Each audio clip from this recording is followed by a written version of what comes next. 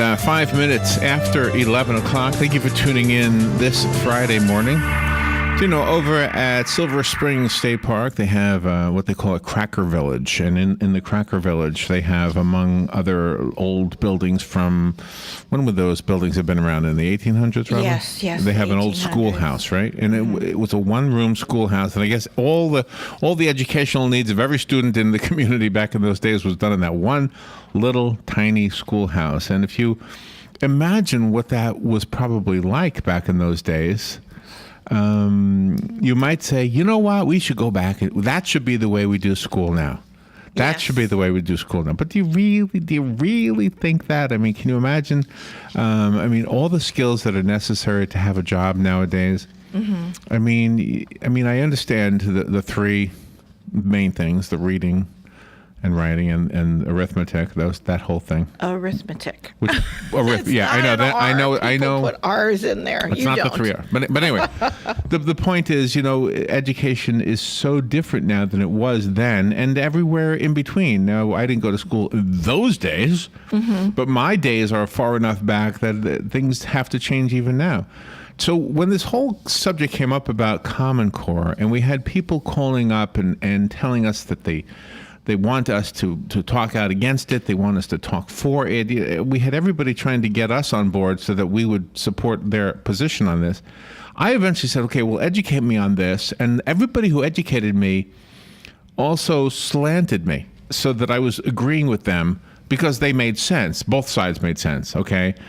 And then I eventually got so frustrated with it, I said, okay, I'm disagreeing with my own self. So who really should be making these decisions are the teachers. That's really who should be doing it. Mm-hmm. It's the teachers who should be saying, what do we need? Dr. Charles M. Reigeluth is on the phone. He is a researcher, a writer. He's known for his work on instructional methods and theories. He co-founded the Division of Systematic Change in the Association for Educational Communications and Technology. His credentials go on and on and on. He is a professor at Syracuse University and Indiana University. He received the Distinguished Service Award from the AECT and the Honored Alumnus Award from Brigham Young University School of Education. This guy knows what we should be doing. That's right. So let's listen to what he has to say. He's written a book, and it's called Reinventing Schools. It's time to break the mold. And maybe we've been breaking the mold all along, and maybe it's never been without resistance. Maybe there's always been resistance to breaking the mold. But I do think there's something to be said for listening to what needs to be done from people who've actually worked in the field. Dr. Charles M. Reigeluth, good morning, sir. Good morning. Where are you right now? I am in Bloomington, Indiana. All right. Well, thank you for getting up early to be on the air with us. As radio people, we try our best. Well, Robin and I do. I don't want to speak for the whole industry or the whole profession, but I think Robin and I try to not take sides on a subject that we really have no business taking sides with. So our job is to let people who do have an opinion speak. Are you going to tell us that there are good things that need to be in place that people in general are resisting? Well, not really. I really appreciate the opportunity to talk about some of the recent advances in education. And I think the Common Core is largely a distraction that keeps us from paying attention to things that we really ought to be paying a lot more attention to. I think it's helpful to begin with the understanding that there are two fundamentally different kinds of change. There's piecemeal change, or tinkering within a system, and there's paradigm change, which is changing from one system to another. For example, the railroad is one paradigm of transportation. And changing from the steam engine to the diesel engine would be a piecemeal change within that paradigm. Changing to air transportation would be paradigm change. So what does this have to do with education? Well, one of the few things that everyone agrees on is that students learn at different rates. And yet, in our current educational system, we try to teach a fixed amount of content in a fixed amount of time. So that violates what we know about how people learn it at different rates. That is true. By holding time constant, we are forcing achievement to vary. And the slower students will be forced to move on before they learn things. They'll accumulate gaps in their learning that make it more difficult for them to learn things in the future. We are virtually condemning them to flunking out. And, actually that was a good thing in the industrial age when manual labor was the predominant form of work.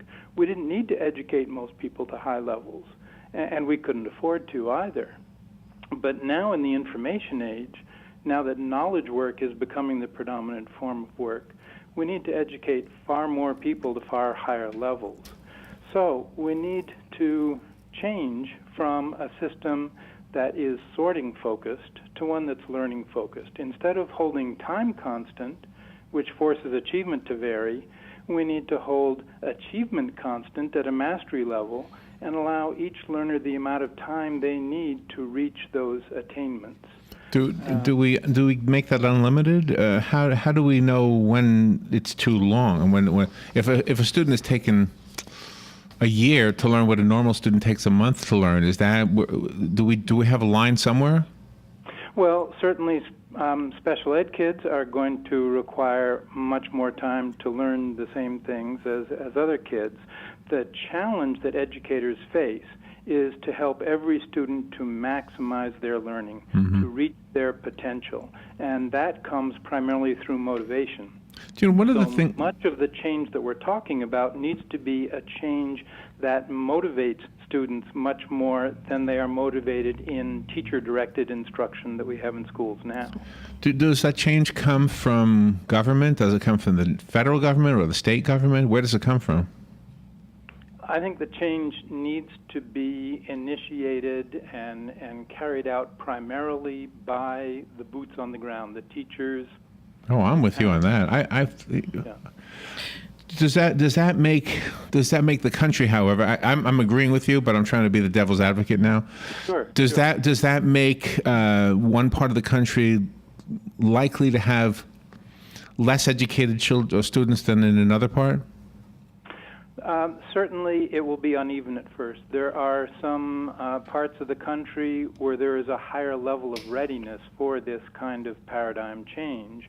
But one of the roles that governments can play, the state governments and even the federal government, is to provide incentives and encouragement for the local folks to make the kinds of changes that are needed. I think that so much emphasis has been placed on the testing, the FCAT and the SATs and the ACTs, which I do see a use for the ACT and the SAT, but all those other huge tests that are given to the students, do you think that really hinders the teachers' ability to recognize which students are learning and which aren't? Because I really am in fear that the teachers' weekly tests or their pop quizzes are going by the wayside because they have to focus so much on teaching to the test, the huge test. Yes, I agree 100% with that. It's interesting. There is a website called the Khan Academy where students can go and get tutorials and practice on individual skills. And what they do there is the student practices on it until the student gets, say, the last 10 items correct. And at that point, they've mastered it. So there is no test. The practice opportunities, you practice until perfect. And so that saves all this time, wasted time testing that instead is the testing is integrated into the instruction. Wow. We need to move in that direction. We need to take a little break, but this is a fascinating topic, and you've pushed some buttons, and I know that because the phone lines are lit up. So we'll take some calls after the break. And one of the things I wanted to ask you about, when students learn differently, do we have more tools to teach those students? Some students learn from videos, and they never would have learned from reading a book. Right. But they still can learn. So we'll talk about some of those things when we come back, and we will be right back with Dr. Charles M. Reigeluth. Brought to you by myfwc.com. Safe boating is no accident. Today, very warm with sunshine and patchy clouds along with a shower, a high of 82 to 88. Then tonight, clear to partly cloudy, a low of 59 to 67. Tomorrow, very warm with partial sunshine, a high of 81 to 87. And round out the weekend, Sunday, remaining warm with clouds and sunshine, a shower possible near the coast, a high of 83 to 87. From the Florida Weather Center, I'm meteorologist Evan Duffy.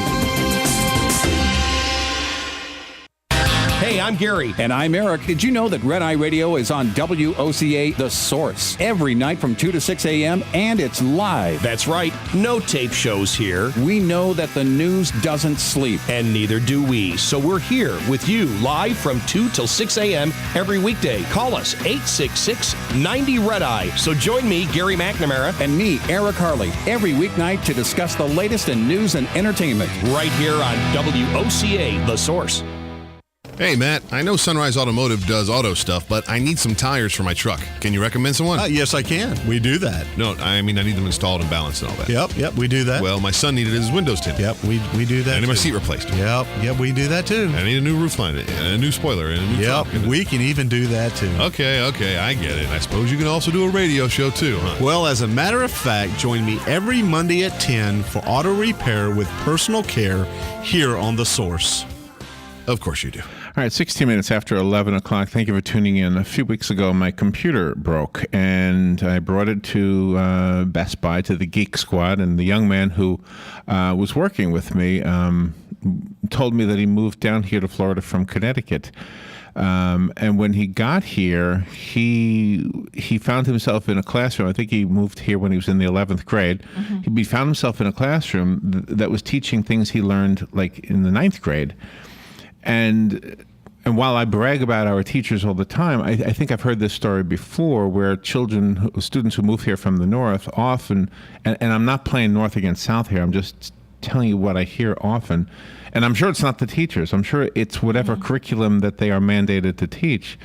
So there's obviously a difference in the lessons. Yes. That are being taught, and especially in the maths, because he was saying he was already up to calculus, and they were still doing algebra, which is that's kind of like really far behind. Yeah.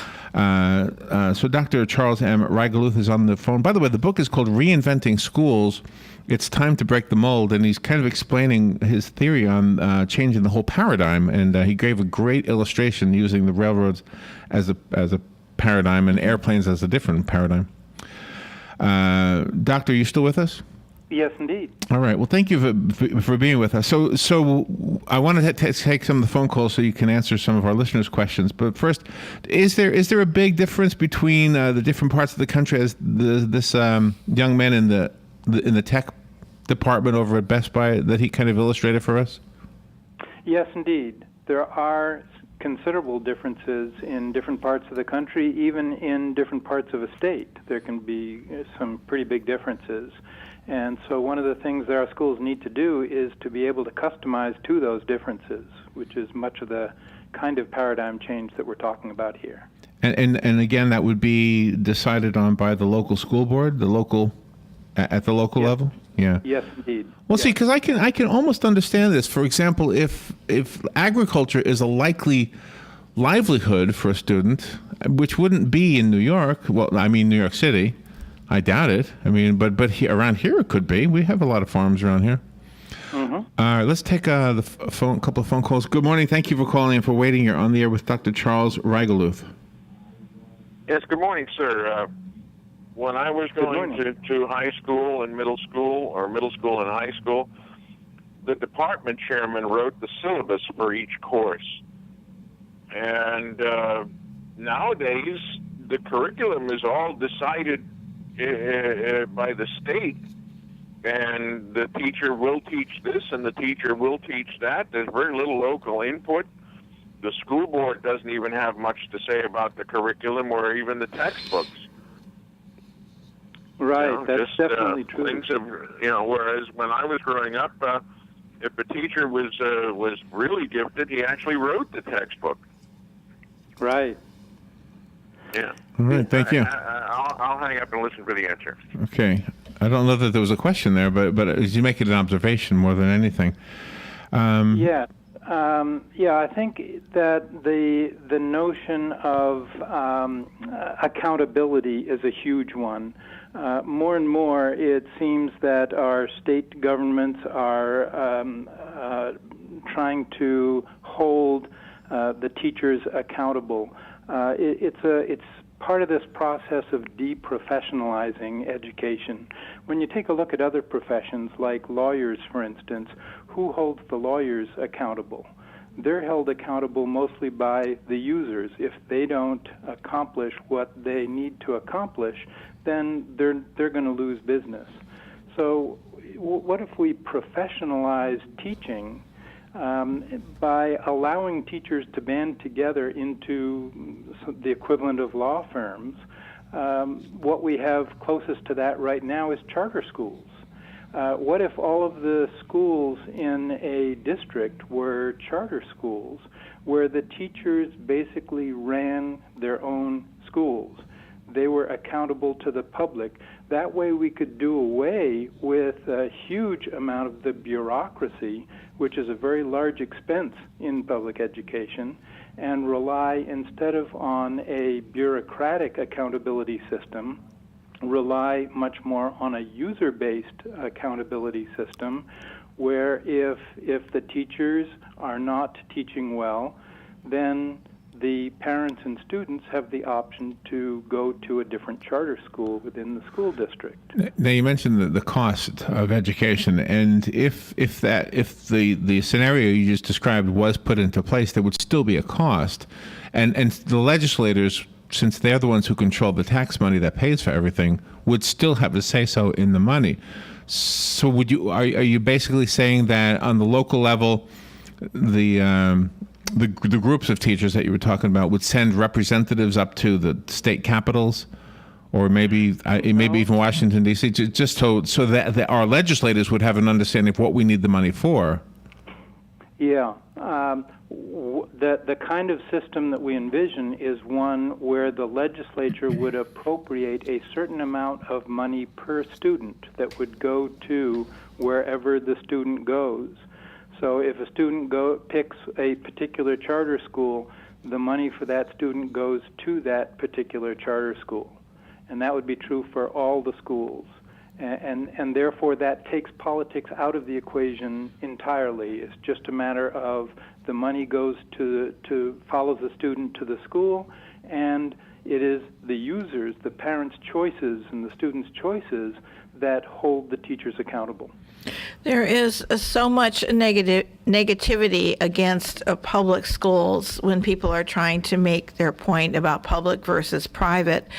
But there is hardly ever any kind of press about all of the students that are doing well in public schools, which I personally feel there are more doing well than not. How can we get that negativity to stop flowing and fix whatever it is that the people that are being negative about it, so that their particular students can be better? Exactly. Yes. Yeah. Very true. When we as voters are going to the polls, I mean, we listen to the people running for school board. We listen to when it comes to education, obviously the school board is who we mostly consider. But even at the state level in Florida, I mean, we will listen to, for example, when Jeb Bush was the governor, I mean, he was always talking about education as well. Mm-hmm. And I think he's doing it again in his, dabbling into the idea for being the president. Yes. In fact, mm-hmm. He's a proponent of the Common Core thing, yes. Right? Which. Mm-hmm.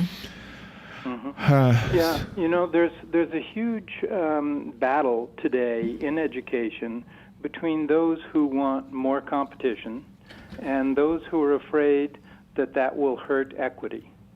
But it doesn't have to be either or. For example, imagine that all schools in a district are charter schools. This means that students can choose any school that they want, perfect choice. But all students also need to have an equal chance to get into any school. In other words, they shouldn't. The school should not be allowed to turn students away, and they should not be allowed to charge students more than what is being paid per student wherever they go.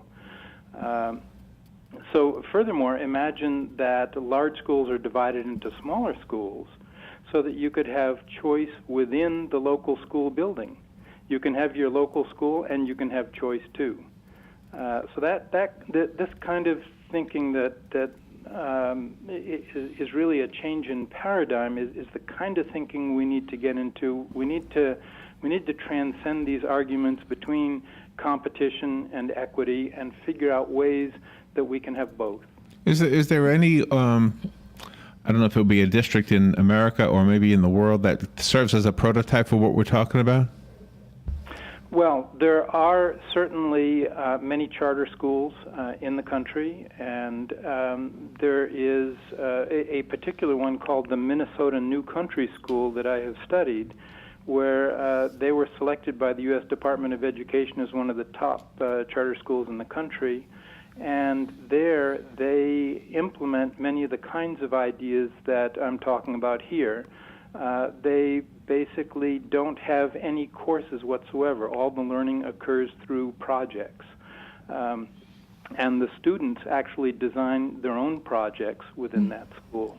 And the teacher's role is much more one of guide on the side rather than the sage on the stage, helping and advising and encouraging the students, motivating the students with respect to their projects. But since these projects are designed by the students, they are highly motivated to pursue them, and it's incredible what they've been able to accomplish there. So if I were to speak to some teachers, and this conversation in a way has happened, where whatever complaints that the general public has about the schools can be answered by the teachers. And quite often it sounds like they have great ideas, want to implement them, but their hands are tied because it's not them making the decisions. Mm-hmm. Is that part of it? I mean, there would have to be some kind of a way to, I guess, a checks and balances, even with the charter schools. Yes. What we recommend is kind of what occurs in the marketplace when you have something like Amazon. You have user ratings that go along with that. We have consumer reports as a tool for finding out what things are of good quality and which ones aren't. We need those kinds of things within this new paradigm of education, so that parents and students can make informed choices about what are the best options available to them. And that really enables the student to be a free thinker, because that is ultimately what we want for our students, is for them to be brilliant and free thinkers. Yes, exactly. Yeah, Robin and I have an interesting perspective, because as radio hosts, typically the students who come in here have achieved something, and that's why they're in here in the studio. And whenever it comes up that homeschooling is good or bad, or public schooling is good or bad, anything, I will always say, we've met students who have been taught in every way a student can be taught. Yes. And we've seen the best of the best, and they're all brilliant. Mm-hmm. Yeah. So I'm guessing even the homeschool student can do super well. Sure. Yes, indeed. Well, I've loved this conversation. Let me tell you, I have not seen the book. I'm looking forward to it. It's called Reinventing Schools. How do we get the book? You can get it on Amazon for less than $20, the paperback version. You can get the ebook for about $10. And you can get more information about what we've talked about here today at the website www.reinventingschools.net. Oh, excellent. Okay. Dr. Charles Reigeluth, thank you so much for being on the air with us in Indiana. Is that where you are? Indiana? Yes, indeed. In Indiana. I had a friend who lived in Red Key. Are you near Red Key? No.